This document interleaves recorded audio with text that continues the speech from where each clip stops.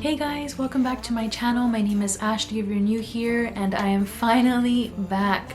I am currently 5 weeks postpartum, so I feel like it's finally starting to get into a routine, but between poopy diapers and not sleeping much and just having to deal with a toddler and a baby, it has been very difficult for me to get the camera and sit down to talk about my labor and delivery story or to even film anything whatsoever. I've continued to enjoy watching all of the YouTube moms that I follow and cleaning videos and sit down videos and all of that. I've continued watching that while I'm breastfeeding, but let's be honest, I've had zero time to pull out the camera and my battery has been dead for like a month now. So there's no way that I have had any time whatsoever to sit down and to share my labor and delivery story.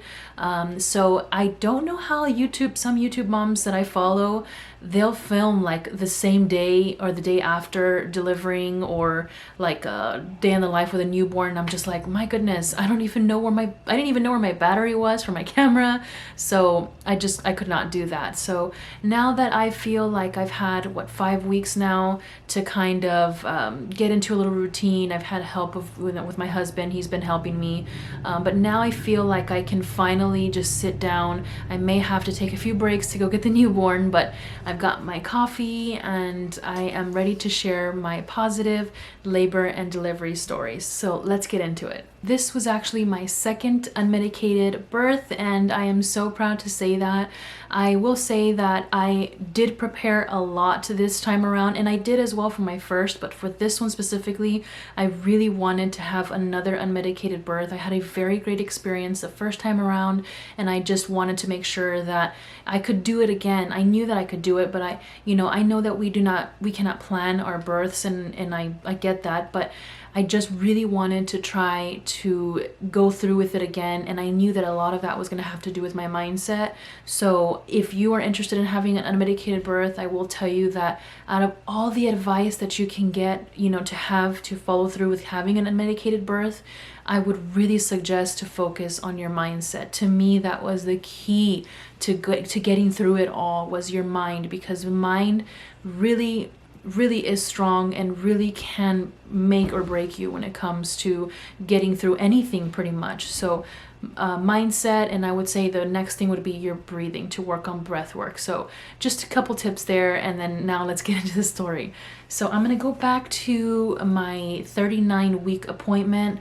I had requested for them not to check my cervix early on, so they wanted to start checking it at about 36, 37 weeks. I didn't want to. I just told them that I wanted to go, as far as I could. If my water broke, great. If not, then I would check it at my 39-week appointment. So sure enough, my water did not break. And with my first, my water broke at 39 and 1. So I was really thinking that my water was going to break again. But later on, I actually found out that only 20% of women, their water breaks. So it's not very common, as much as you see in the movies that the pregnant lady, her water breaks and then she gives birth. But it's not very common, so that was interesting to find out. But anyway, getting off topic here. At my 39-week appointment, I went in and she just asked me if I wanted to do a cervix check. And I said, yes, please. I want to just know where I'm at and just kind of get, an idea of how long roughly labor was going to take to get here, to get started and all that. So she checked me and she said that I have it in my notes here, so that's why I'm looking down. But she said that I was 2 to 3 centimeters and I was 50% effaced. So 50% effaced basically means how thin your cervix is. So once you reach 70 to 80%, it's much thinner. And obviously 100%, there's no cervix at that point. And if the water breaks, it's perfect. Baby comes right on out. But I was 2 to 3 centimeters and 50% effaced. So she asked me if I wanted to do a membrane sweep. I did not. I wanted to wait a little bit and then just kind of see if my body would spontaneously start going into labor and all that. So a week passed by and I went in for my next appointment. Actually, I'm sorry, I forgot. I left out that the following day after she checked my cervix, I lost my mucus plug and I had a few light contractions. So I thought at that point for sure, okay, let's get things started. I started to get everything, kind of bring it on to the door by our house, by the by the front door so that we were all ready to go if we needed to go to the hospital, since I was having like contractions, but nothing happened. I lost the mucus plug, and then I later on found out that you can have the mucus plug out and it can be weeks before you actually go into labor. So nothing happened, and then a week went on and I went in for my 40-week appointment.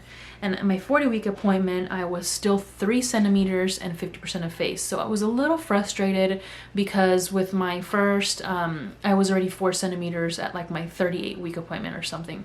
So a little frustrating at 40 weeks, still 3 centimeters, but it's still progress considering, you know, that a lot of women are 0 or 1 centimeter when they go to their 40-week. So I try to be positive, and I know that a lot of what I had been reading, like in the anime books, you know, she states that 3 centimeters or centimeters in general don't really matter. It can happen very quickly due to your mindset. Your mind can change all of that. So I did not want to get induced, and I wanted to go into spontaneous labor. The thing is that since I was already past 40, they did not want me to go past 41, which I know that you're supposed to be, you can go to 42 weeks, but for whatever reason, my OB did not want that to happen. So I was trying to get things going, and I was doing all sorts of things to induce labor.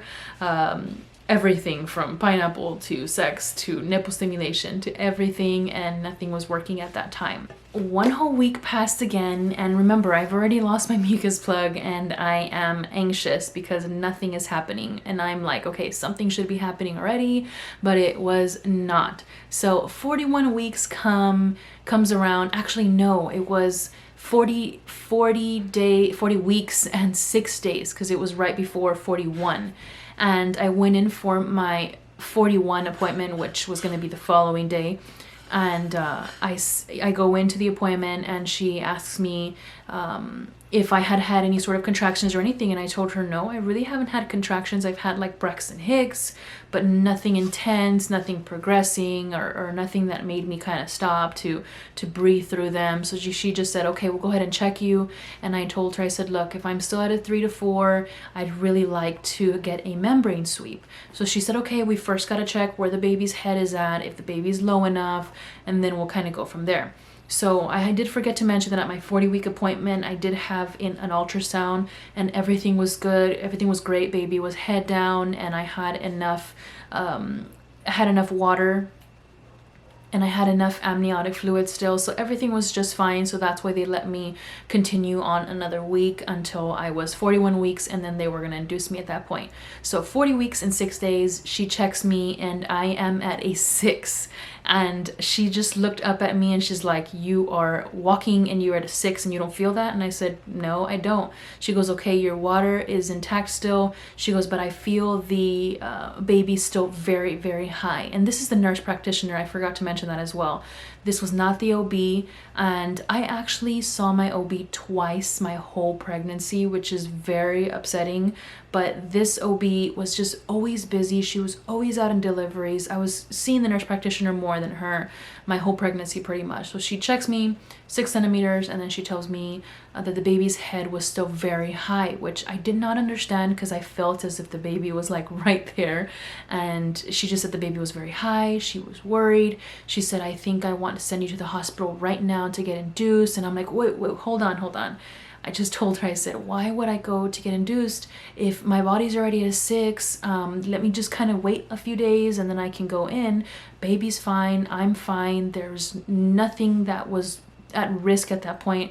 I know obviously, you know, meconium can be a possibility, but I was still not 41 weeks. So I told her, just give me a few days. Let me walk, you know, do something to try to induce. And she was like, no, you know, you've got to you need to go straight to the hospital. If you do decide to leave this office without going to the hospital, I'll have to have you sign a waiver, and this is basically just saving our butts and blah blah blah.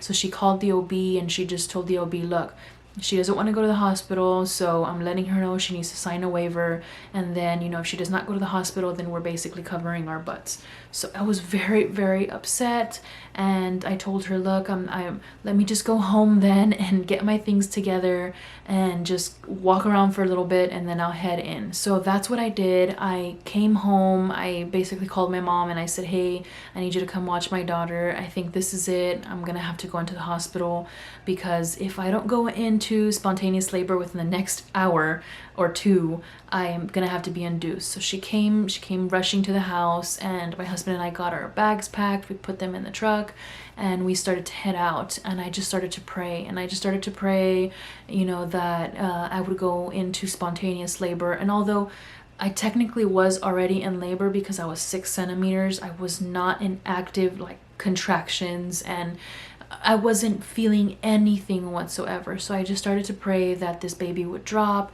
and would basically, what is the term that they use? I have it at the tip of my tongue. That the baby would engage and basically, you know, be ready to come out. So I prayed all the way to the hospital, and I told my husband that I just felt something different when we're halfway there. I don't know what it was. I'm pretty sure it was God that was helping me, and I don't know what it was, but I get to the hospital and they get me checked in, and with all that's going on right now, of course I had to have a mask on, and you know, walking in, I had to go in alone, and until I got to triage, she checked me. Actually, no, I got to the room where I was going to deliver, and that's when the nurse checked me, and she said, you're actually at a 7, and she said, and I don't feel the baby low whatsoever. She goes, if anything, the baby, I can feel like all the head, like the top of the head. She goes, the baby is definitely not high at all. I don't know what the nurse practitioner, she said the way she was making it seem was that the baby was like floating still, where if she pushed up, the baby's head would move everywhere. She was afraid that there'd be some sort of shoulder issues, getting stuck and all. And she said, I'm not sure what happened. So kind of like I mentioned a minute ago, I don't know if it was God or if maybe for whatever reason she checked and it was not correct. I don't know what in the world happened. All I know is that when I got to the hospital, I was at 7 centimeters and the baby was engaged. So within maybe 10 minutes of her checking me, I started to feel contractions, and that was crazy to me. So by this point, I haven't mentioned time. By this point, actually my appointment was at 1 p.m. and by 3 p.m. I was at the hospital. So by this point that they checked me, it was about 4 p.m. or so when I finally got to a room. It was about 4 p.m. I started to have light contractions, and I started to kind of walk around and try to get things going, doing different movements that I had from spinning babies, just trying to make sure that the baby was in great position, optimal position, so that I would not have to go through packed labor again like I did with my first. So I just continued walking around and getting contractions going. Finally, they let my husband in at about 5:30, and I just told him, I said, this is happening soon, I can feel it. And they just started to get more intense, and I do have to say that they weren't painful, they were very bearable. I was getting through them just fine, breathing.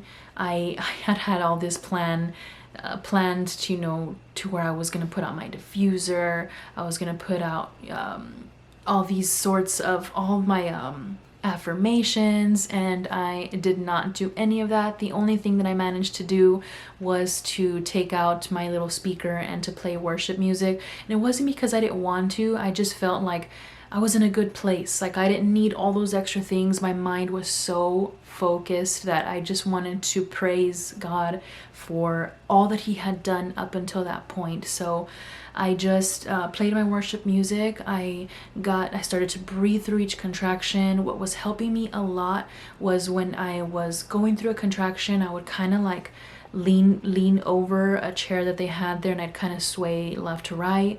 And then once they started to get a little more intense, it actually really helped to hug my husband around his neck, and I'd kind of like lay against his chest, and I would just try to focus on him, on his I know this sounds funny, but like on his scent, just thinking of him and I. It was just very intimate, and that is a big reason why I did not film my labor and delivery. I did want to vlog it to share it with everyone, but I just felt like it was very intimate, and I just wanted to be a little selfish with that. So it was very intimate. And if you have not read Ina May, her books, you have to read them if you are preparing for a birth, for your unmedicated birth, because she does state that. She states how, you know, the way that you make the baby is how you get through having the baby. Basically, you know, it's very intimate. It's very, she goes into more detail, but I just really focused on him, on my husband, and it really helped me get through those contractions. So at this point, it must have been about, I was not really looking at the clock to be honest, but it must have been about 6:30, close to 7, and I asked them if I could get on the bed and be on all fours, because they did not have birthing balls. I was not allowed to take my birthing ball, and they did not have any. They did not have a peanut ball.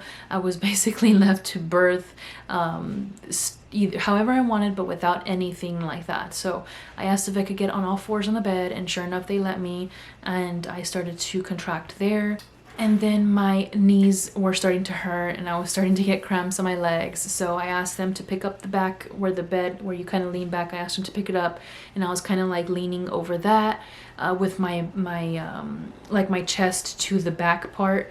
So I was kind of leaning over that and just on my knees, and I kind of like sat back a little bit and getting, every time that I had a contraction, to kind of pop up and breathe through it, close my eyes. I just kept telling myself, I did have an affirmation that I kept telling myself, and it was just something like, this too shall pass. And I would say, like, my body is made for this, my baby knows what to do, my body knows what to do, you know, God is with us and we will get through this. And I just kept repeating that and repeating that, and every time that I get a contraction, I would just try to focus on that specific contraction instead of thinking, how long is it going to take before this is over. And so about 7:15, 7:20, the OB walks in and she tells me, are you ready to have a baby? And I said, yes, I am definitely ready. She says, let me go ahead and check you. She says, it doesn't look like you're any farther along than maybe 7, 8. She goes, but I'll go ahead and check you. Your water is still intact since your water has not broken yet. So let's go ahead and check you and see where you're at. She goes, I'm going to need you to turn on your back. And I'm like, oh my goodness, I did not want to turn on my back. It was just very uncomfortable. It wasn't painful. It was just uncomfortable. A very heavy, intense feeling down there that I cannot describe. So I had to turn around, and sure enough, I turn around, and they pick up my leg, and I'm like just trying to breathe through them, and she checks me, and she says, you are actually at a 9.5. She goes, I am in shock that you are looking the way that you are, and you're at a 9.5, and you have really gotten through these contractions. You're breathing through them. She goes, I cannot believe you're at a 9.5. And I'm like, okay, lady, let me just turn around and continue breathing through them. So she says, you want me to break your water? And I should have said yes at that point, and I did not. I told her no, I wanted to get through them. Mind you, this was about 7:30. So I said, no, I do not. She goes, are you sure? I can break it right now, and you can, you know, you're gonna have this baby the moment that basically there was nothing that was blocking the baby from coming out. So if she had broke my water, then the baby would have come out. But I was being stubborn and said no. And so she says, okay, well, there's another lady that's getting close to delivering, that I may have to deliver her baby. So she was just trying to like forewarn me that she may not deliver the baby. So she walks out, and I continue laboring, I continue breathing through contractions, and about maybe 8, oh my goodness, it must have been about 8:20 when I looked up at the clock, and I told my husband, okay, call them, let's get this show on the road, because I'm ready. This is becoming very, very intense. I was pretty much already 10 centimeters. So she walks in, she goes, now do you want me to break your water? I said, please do it now. So I turned on my back again, which again was very uncomfortable. I wanted to deliver either squatting or on all fours, but they did not have the squat bar, so I could not do that. She lays me back and she checks me. She goes, you're definitely at a 10. I'm gonna go ahead and break your water now. And this was, like I said, at about 8:20, and I said, okay, please just break my water now. And so she gets everything set up, and they get all, you know, the bed set up and everything, and she went ahead and broke my water, and I swear it felt like 5 minutes that the baby came out. She broke my water, and then I had another contraction, and she says, I want you to start pushing. And I know that one of the things that I had read, I don't remember where it was that when you push, you do not want to push and breathe like where they tell you to like bear down and you're breathing like like that. That was one thing that I read, was like, you're not supposed to do that. Basically everything that I was told in the past, like to breathe like like that and to bear down and to just push as hard as you can, is not accurate. So the way that you're supposed to actually breathe is like if you're blowing on a candle, and if you are like me and you've watched a million YouTube videos, you probably already knew that, but you are supposed to kind of bring in your stomach like if you were sucking it in kind of, and you breathe out like you're blowing a candle. So it's like like that, and that's what you're supposed to do. You're supposed to like breathe the baby out, and this also helps to prevent tearing. So I did that. I had 2 good contractions, and at that point she started to say, you're crowning. And you know, my husband was trying to cheer me on and all of this, and I'm out of it. Like it's so intense, and I'm trying to get through these next few contractions that I had, and I believe I had like 2 more, and then all of a sudden they're like, okay, 1 more good push. And at this point I'm like trying to control, like not screaming, but I ended up screaming because that last, I'm not trying to scare anyone if this is your first time you're pregnant, but out of all of the laboring and trying to get through it, the very last second when the baby has crowned and the shoulders are trying to get through, that is the most intense part of it all. And for my first and second anyway, it was just the most intense out of everything. So if you could just get through the contractions and breathing and just get through those, whatever it is, 5 minutes of however long of the shoulders trying to get through, you will do just fine. Because let me tell you, the moment that the shoulders went through, it's like my baby flew out, and she picked her up and showed her to me, and I swear it was like I felt nothing, no pain whatsoever at all. So she picks her up and she looks at me and she says, it's a girl, very healthy, bunch of hair. She goes, you did great, mama. And she brings her to my chest and she puts her on me. They try to come over here, start cleaning, and I'm just kind of like telling them to please stop. I just wanted to have that moment with my baby. And I look down and I am talking to my baby, and I look down and my little baby looks up at me with her big old eyes, and my husband kisses me and tells me, you did it, you did it. And I just look down and I'm just like, I did it. Like I did it again, and I feel no pain now. And I'm just so grateful that I was able to get through that again. Look down at my baby and I felt overwhelmed with joy and happiness that I had done it again, that I had experienced that I was able to get through the contractions and get through, you know, delivering this baby. And we did it. Like I looked at my baby and I just remember looking at her and crying and saying, we did it together. Like, you know, as scared as I was, and you know, I wanted at times to just give up, I did not. And now, like, we did it together. And sorry. So anyway, everything after that was amazing. It was, you know, them cleaning her and checking her weight and all of that. So my baby was 20 inches and a half, and she was 7 pounds and 10 ounces, and she was born at 8:47 p.m. So I pushed for maybe 15 minutes or so, and that was it. We had her skin to skin, and everything was fine. And also I forgot to mention that I did not tear, which was crazy. I had a 1st-degree tear with my first, then I had no tears whatsoever, had 0 stitches, nothing. So it was an amazing experience, very positive. I'm extremely thankful that I was able to get through that. But I do hear my baby waking up now. I don't want to cut this short, but I have to. Okay, so I'm not even sure where I was. My little baby woke up. So this is baby Caitlyn. And she's just so precious. Say hi, baby. Say hi. You gonna smile? You gonna smile for everybody? So she is currently 5 weeks. She's almost 6 weeks, and she's just been an angel. So she's our 5th baby girl. She's my 2nd with my husband, but I do have 3 stepdaughters. So she's our 5th baby girl, and she's just precious. So she decided that she wanted to come on camera and say hi, right, baby?